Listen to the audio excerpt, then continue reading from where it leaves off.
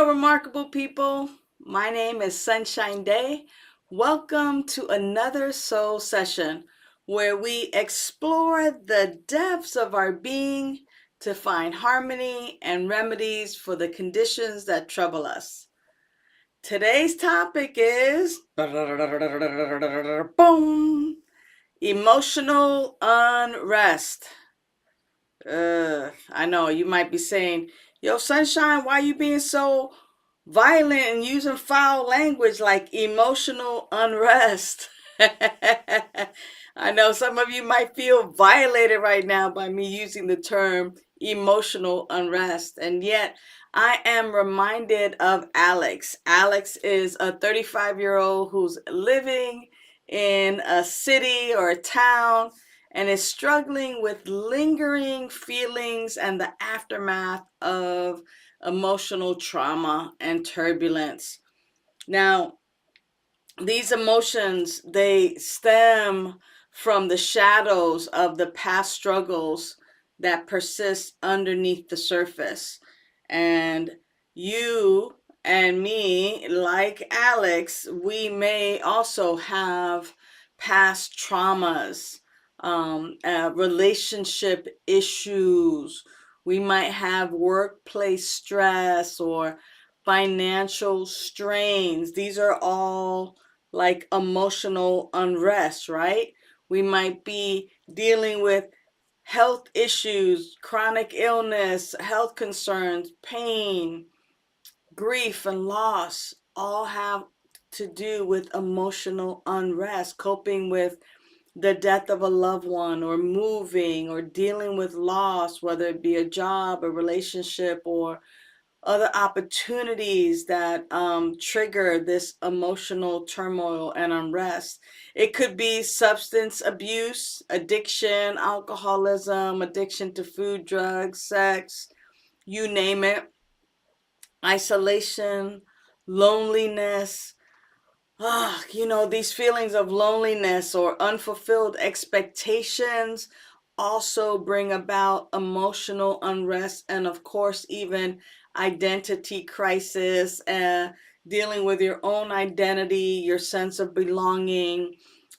People today are also dealing with who they love and don't love. I mean, there's so much. And just like Alex, who attends 12-step meetings, attends church, is seeking solace in the shared stories and the triumphs of people around Alex.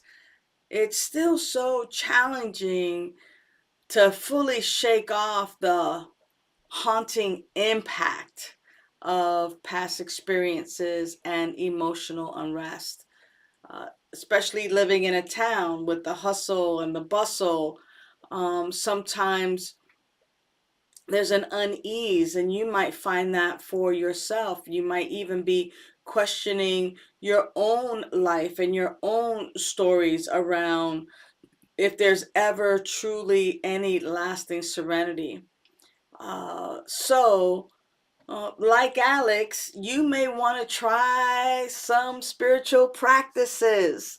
The good news is that you do not have to live with emotional unrest, that in fact, by dealing with or surrendering your emotional unrest, you can begin unveiling harmony, which is your natural state.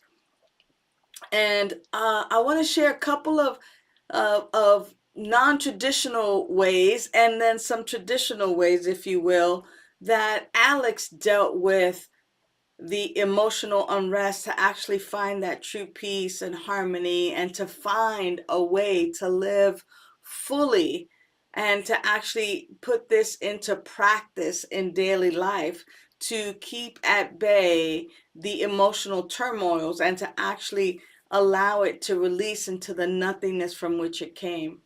So if you live in a city or a town where there's a lot of hustle and bustle, you may want to try something like a bath.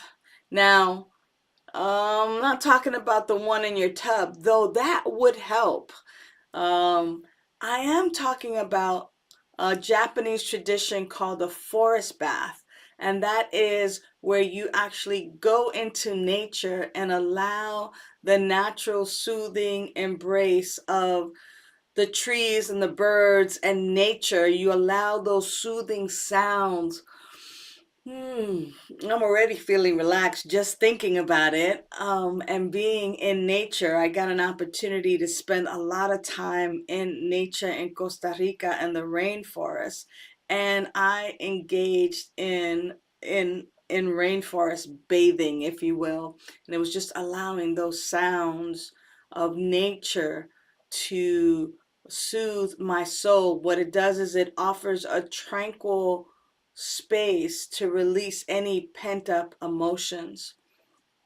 Another practice along with forest bathing is sound baths. And at Vida Spiritual Learning Center, in our office in Huntington Beach, and then also by appointment and by invitation, we host sound baths and we use singing crystal bowls and the tintinnabulation of these singing crystal bowls.